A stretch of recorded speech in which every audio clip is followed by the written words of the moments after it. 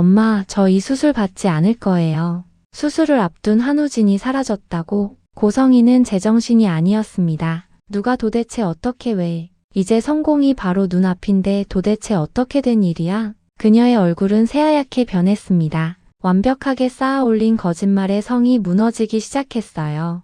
하지만 고성이는 아직도 상황의 심각성을 모르고 있습니다. 지금 이 순간 4명의 사람들이 자신을 무너뜨리기 위해 손을 잡았다는 걸요.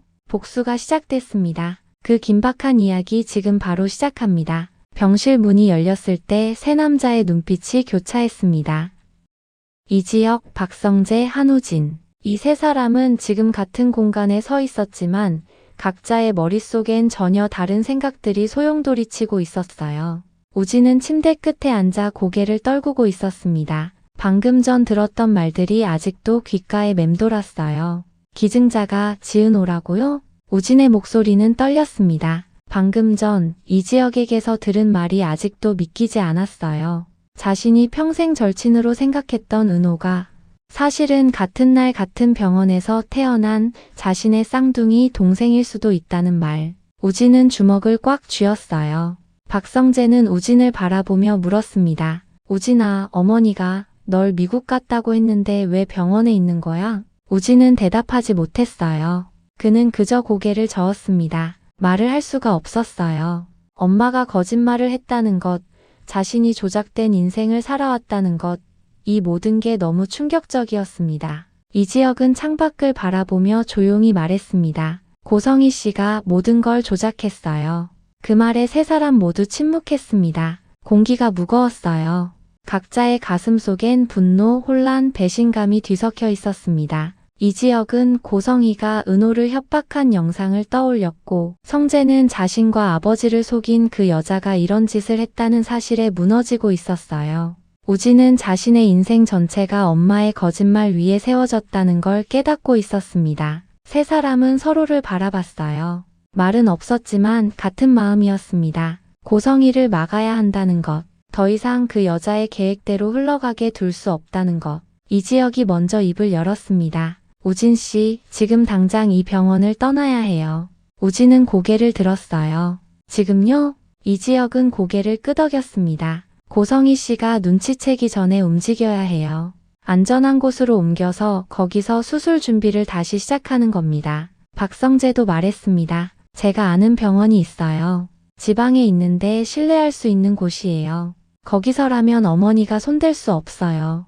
우진은 두 사람을 번갈아 보며 천천히 고개를 끄덕였습니다. 한우진은 홀로 병실 창가에 서 있었습니다. 세 사람이 잠시 자리를 비운 사이 우진은 혼자만의 시간을 가졌어요. 그는 지난 몇 달을 떠올렸습니다. 엄마가 이상하게 굴기 시작한 건 언제부터였을까요? 우진은 기억을 더듬었어요. 몇 달 전 엄마는 갑자기 병원 검사를 받으라고 했습니다. 우진은 별 생각 없이 검사를 받았어요. 그런데 그 이후로 엄마의 태도가 달라졌습니다. 뭔가를 숨기는 듯한 눈빛, 서류를 급히 감추는 모습, 전화 통화를 할 때 방문을 닫는 행동. 우진은 그때 이상하다고 느꼈지만 그냥 넘어갔었어요. 그리고 미국 유학 얘기가 나왔습니다. 엄마는 갑자기 유학을 가야 한다고 했어요. 우진은 준비도 안 됐는데 왜 갑자기 유학이냐고 물었지만 엄마는 내 미래를 위한 거야 라고만 했습니다. 하지만 유학은 거짓말이었어요. 엄마는 우진을 병원에 입원시켰고 간이식 수술을 준비했던 거예요. 왜 나한테 이런 짓을 한 거야? 우진은 중얼거렸습니다. 엄마를 위한 수술이라고 생각했어요. 엄마가 자신을 살리려고 애쓴다고 믿었습니다. 하지만 지금 생각해보니 모든 게 엄마의 조작이었어요. 기증자가 누구인지도 숨기고 가족들에게 거짓말을 하고 심지어 은호 가족을 협박까지 했던 거예요. 우진의 인생은 엄마 때문에 조작된 것이었습니다. 그는 창밖을 보며 눈물을 흘렸어요. 엄마에 대한 신뢰가 완전히 무너지는 순간이었습니다. 하지만 동시에 새로운 결심도 생겼어요. 이제는 엄마의 그늘에서 벗어나야 한다고, 자신의 인생을 자신이 선택해야 한다고. 병실 문이 다시 열렸습니다. 지은호가 들어왔어요. 그녀는 문 앞에서 잠시 멈춰섰습니다. 안에서 세 남자가 우진 얘기를 하는 걸 듣고 숨을 고르고 있었어요. 은호는 떨리는 손으로 문손잡이를 잡았습니다. 그리고 천천히 문을 열고 들어갔어요. 우진과 눈이 마주쳤습니다. 그 순간 공기가 멈춘 것 같았어요. 우진의 눈엔 미안함, 충격, 공포, 그리고 복잡한 감정들이 뒤섞여 있었습니다. 은호도 우진을 보며 눈물을 참았어요. 절친, 쌍둥이 오빠. 이 두 단어가 머릿속에서 충돌했습니다. 은호가 먼저 입을 열었습니다. 우진아. 우진은 고개를 들었어요. 은호의 목소리는 떨렸지만 단호했습니다. 수술 받아야 해. 너 살려야 해. 우진은 고개를 저었습니다. 은호야, 이렇게는 안 돼. 너한테 이런 짓 한 엄마가. 은호가 한 발 다가왔습니다. 우진아, 들어봐. 여기서는 안 돼. 우리가 다른 곳에서 안전하게 수술할 수 있어. 지역 선배와 성재 선배가 도와줄 거야. 이지혁이 고개를 끄덕였습니다. 우진 씨, 저희가 다른 병원을 알아볼게요. 고성희 씨가 손댈 수 없는 곳으로요. 박성재도 말했습니다. 제가 아는 의사 선생님들 중에 믿을 만한 분들이 있어요. 그분들한테 부탁하면 안전하게 수술 진행할 수 있어요. 우진은 세 사람을 바라봤습니다. 그들의 눈빛엔 진심이 담겨 있었어요. 은호가 우진의 손을 잡았습니다. 우진아, 나 너 잃고 싶지 않아. 네가 내 오빠라는 걸 이제 알았는데 이렇게 보낼 수 없어. 우진의 눈에 눈물이 고였습니다. 은호의 손이 따뜻했어요.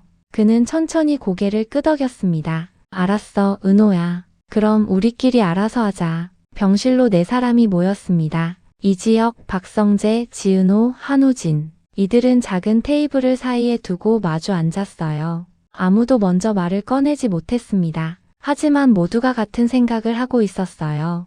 고성희가 모든 사건의 중심이다. 은호가 먼저 입을 열었습니다. 저 사람을 우리처럼 똑같이 느끼게 해줘야 해요. 불안, 공포, 무너짐. 은호의 목소리엔 분노가 서려 있었어요. 고성희가 자신의 가족에게 한 짓을 생각하면 참을 수 없었습니다. 식당을 망가뜨리고 엄마를 협박하고 오빠를 인질로 삼았던 그 여자. 은호는 주먹을 꽉 쥐었어요. 이지혁은 묵직하게 한마디 했습니다. 법적으로 처리하려면 증거가 더 필요해요. 박성재는 두 손을 떨며 말했습니다. 내가 직접 그 여자의 약점을 알아내 볼게요. 성재의 목소리는 떨렸지만 단호했어요. 고성희, 이제는 더 이상 어머니라고 부를 수 없었습니다. 그 여자가 한 짓들은 용서할 수 없었어요.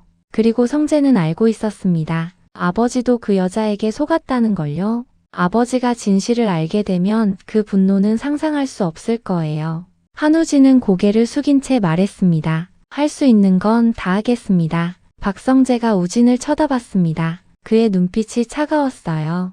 이제 와서 죄책감 느끼는 척하지 말고. 우진이 고개를 들었습니다. 공기가 얼어붙었습니다. 성재는 주먹을 쥐고 있었어요. 우진은 성재를 바라보며 입술을 깨물었습니다. 그때 은호가 끼어들었어요. 그만해요. 서로 미워할 시간 없어요. 저 사람부터 막아야 해요. 성재는 고개를 돌렸습니다. 우진도 침묵했어요. 은호의 말이 맞았습니다. 지금은 서로 싸울 때가 아니었어요. 이지혁이 말했습니다. 우선 우진 씨를 안전한 곳으로 옮겨야 해요. 고성희 씨가 찾을 수 없는 곳으로요. 성재가 고개를 끄덕였습니다. 제가 아는 병원이 있어요. 지방에 있는데 신뢰할 수 있는 곳이에요. 거기서 수술 준비하면 돼요. 은호가 물었습니다. 그럼 우진이는 언제 옮겨요? 이지혁이 시계를 봤습니다. 지금 당장 1시간 안에 움직여야 해요. 네 사람의 눈빛이 교차했습니다. 이제 그들은 하나의 팀이었어요. 고성희를 무너뜨리고 우진과 은호를 지키기 위한 연합이 결성된 순간이었습니다. 1시간 후 한우진은 조용히 병실을 떠났습니다. 이지혁과 박성재가 우진을 휠체어에 태워 복도를 지나갔어요. 밤 10시가 넘은 시간이라 복도는 한산했습니다. 간호사 몇 명이 업무를 보고 있었지만 누구도 이들을 주목하지 않았어요. 괜찮으세요?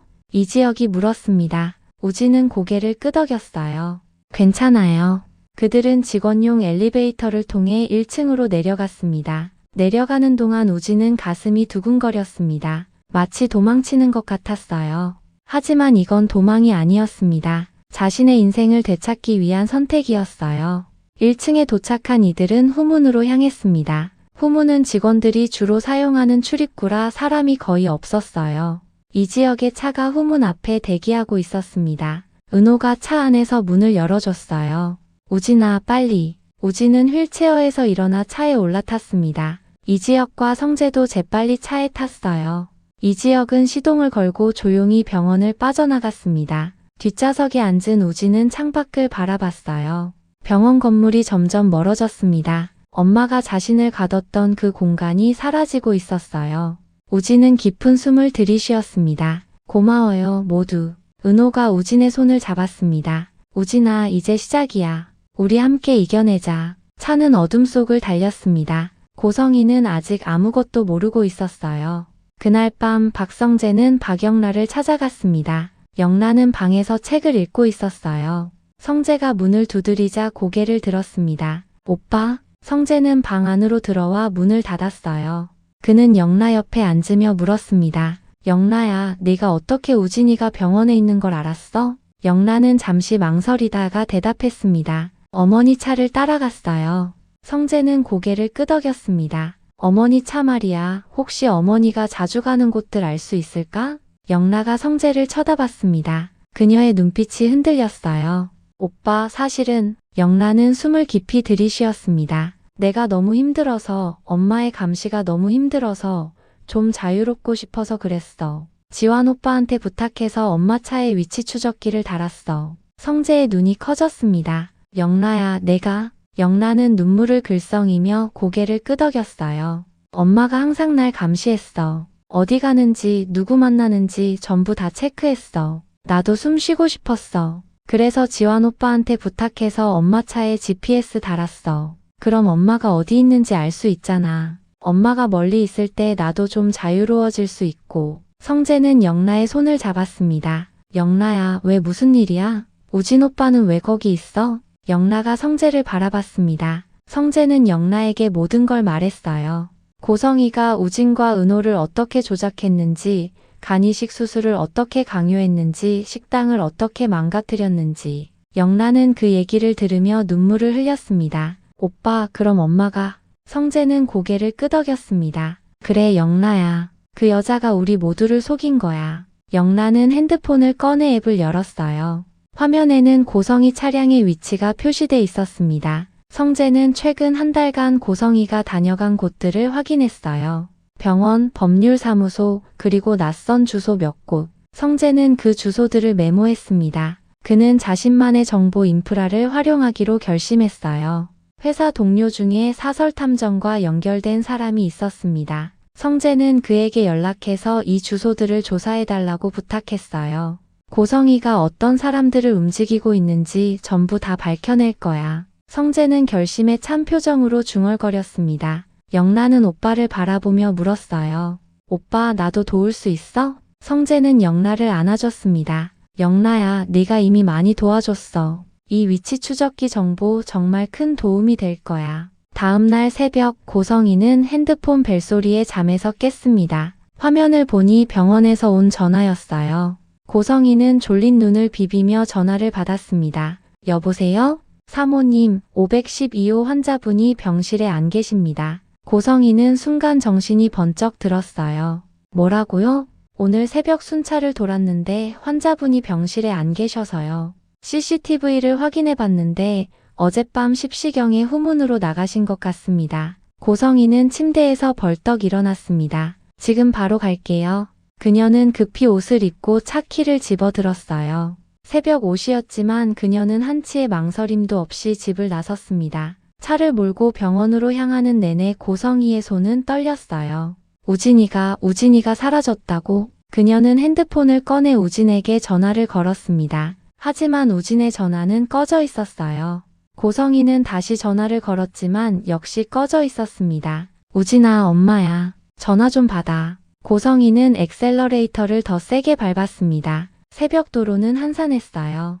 그녀는 빠른 속도로 병원에 도착했습니다. 병원에 도착한 고성이는 5층으로 뛰어 올라갔습니다. 엘리베이터를 기다릴 시간조차 아까웠어요. 그녀는 계단을 오르며 숨이 가빴지만 멈추지 않았습니다. 5층에 도착한 고성이는 512호 병실로 달려갔어요. 병실 문을 벌컥 열었습니다. 침대는 비어 있었습니다. 우진의 짐도 모두 사라져 있었어요. 고성이는 그 자리에 멈춰 섰습니다. 믿을 수 없었어요.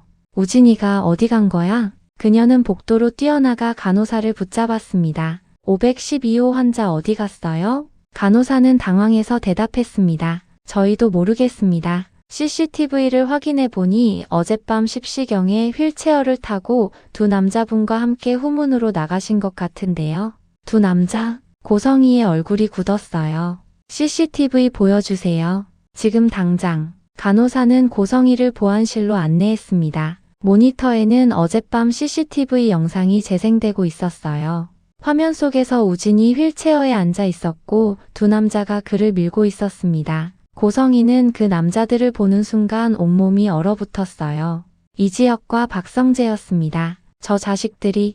고성희는 이를 갈았습니다. 그녀는 다시 핸드폰을 꺼내 우진에게 전화를 걸었지만 여전히 꺼져 있었어요.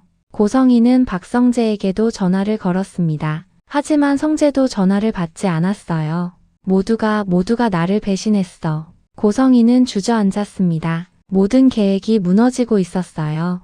우진은 사라졌고 간이식 수술도 불가능해졌습니다. 고성희는 머리를 감싸쥐며 울부짖었어요. 우진아, 어디 갔어? 엄마한테 돌아와. 하지만 아무도 그녀의 외침에 답하지 않았습니다. 그 시각 한우진은 새로운 병원에 도착해 있었습니다. 지방의 작은 대학병원이었어요. 박성재가 미리 연락해둔 곳이었습니다. 우진은 새 병실 침대에 누워 천장을 바라보고 있었어요. 은호가 옆에 앉아 있었습니다. 우진아, 괜찮아? 우진은 고개를 끄덕였습니다. 괜찮아, 은호야. 이제 좀 숨 쉴 수 있을 것 같아. 은호는 우진의 손을 잡았어요. 우진아, 이제 우리가 주도권을 가져온 거야. 고성희가 원하는 대로 되지 않을 거야. 우진은 은호를 바라봤습니다. 은호야, 미안해. 내가 몰랐어. 네가 내 동생이라는 것도, 엄마가 너한테 그런 짓을 했다는 것도. 은호는 고개를 저었어요. 우진아, 내 잘못이 아니야. 고성희가 한 짓이지. 두 사람은 서로를 바라보며 조용히 미소를 지었습니다. 비록 힘든 상황이었지만 이제는 서로가 있었어요. 다음 날 세 사람은 다시 모였습니다. 이지혁이 팀을 나눴어요. 그는 종이에 각자의 역할을 적으며 말했습니다. 성재는 그 여자의 재산, 인맥, 움직임을 파악하고 은호는 CCTV와 녹음본을 정리해서 변호사에게 전달해. 우진이한테는 의료 기록과 거짓말 근거를 수집하라고 할게. 그리고 나는 모든 증거를 연결해서 함정을 설계할 거야. 네 사람은 고개를 끄덕였습니다. 이지혁은 단호하게 말했어요. 우리는 지금부터 고성희의 숨통을 조입니다. 그날 오후 고성희의 핸드폰에 메시지가 도착했습니다. 발신자는 알 수 없는 번호였어요. 고성희는 메시지를 열어봤습니다. 당신의 비밀을 알고 있는 사람이 많습니다. 고성희의 얼굴이 굳었어요. 다음 메시지가 또 왔습니다. 당신 아들들은 모두 알고 있습니다. 고성희는 핸드폰을 떨어뜨릴 뻔했어요. 세 번째 메시지가 도착했습니다. 다음은 당신 차례입니다. 고성희는 온몸이 얼어붙었습니다. 누가 보낸 건지 알 수 없었어요. 하지만 이건 분명한 협박이었습니다. 그녀는 주변을 둘러봤어요. 누군가 자신을 감시하고 있는 것 같았습니다. 공포가 시작됐습니다. 그날 밤 고성희는 집에서 불안 발작을 일으켰습니다. 그녀는 술잔을 들고 있다가 바닥에 내던졌어요. 유리가 깨지는 소리가 집안에 울렸습니다. 고성희는 거실을 난동 부리며 돌아다녔어요. 책을 집어던지고 화병을 깨뜨리고 의자를 발로 찼습니다. 누가 감히 나한테 이래? 고성희는 소리를 질렀습니다. 하지만 아무도 대답하지 않았어요. 그녀는 핸드폰을 다시 봤습니다. 익명의 메시지들이 화면에 가득했어요. 그때 전화가 울렸습니다. 고성희는 핸드폰을 봤어요. 화면엔 발신자 정보 없음이라고 표시돼 있었습니다. 그녀는 떨리는 손으로 전화를 받았어요. 여보세요? 전화 너머에서 낮은 목소리가 들렸습니다. 고성희 씨, 당신이 한 모든 짓 곧 다 드러날 겁니다. 도망칠 시간도 없습니다. 뚝, 전화가 끊겼습니다. 고성희는 핸드폰을 바닥에 떨어뜨렸어요. 그녀는 공포에 질려 바닥에 주저앉았습니다. 온몸이 떨렸어요. 누가 자신을 노리고 있는 걸까요? 아들들이 정말 다 알고 있는 걸까요? 고성희는 머리를 감싸 쥐었습니다. 이지혁이 차 안에서 새로운 병원 주차장에 차를 세웠어요. 그의 얼굴은 차갑고 단호했습니다. 박성재는 집안 자기 방에서 고성희의 이동 기록을 분석하고 있습니다. 화면엔 여러 주소들이 표시돼 있었고 성재는 그걸 하나하나 체크하고 있었습니다. 그의 표정엔 결심이 서려 있어요. 지은호는 노트북 앞에서 CCTV 영상을 편집하고 있어요. 식당 난동 장면, 고성희가 협박하는 장면, 깡패들이 허리 숙이는 장면. 모든 증거를 깔끔하게 정리하고 있습니다. 그녀의 눈빛은 복수심으로 불타고 있습니다. 한우진은 새 병실 침대에 누워 천장을 바라보고 있어요. 그의 눈엔 무너진 듯한 슬픔과 동시에 결연한 의지가 가득했습니다. 엄마에 대한 배신감, 은호에 대한 미안함, 그리고 새로운 시작에 대한 두려움. 모든 감정이 뒤섞여 있었지만 우진은 알고 있었어요. 이제 돌아갈 수 없다는 것을. 네 사람의 얼굴이 교차로 클로즈업 됐습니다. 고성희 사냥이 시작됐습니다. 다음 이야기가 궁금하시다면 구독과 좋아요 부탁드립니다. 과연 네 사람의 계획은 성공할까요? 그리고 고성희는 이 상황을 어떻게 모면하려고 할까요? 계속해서 지켜봐 주세요. 감사합니다.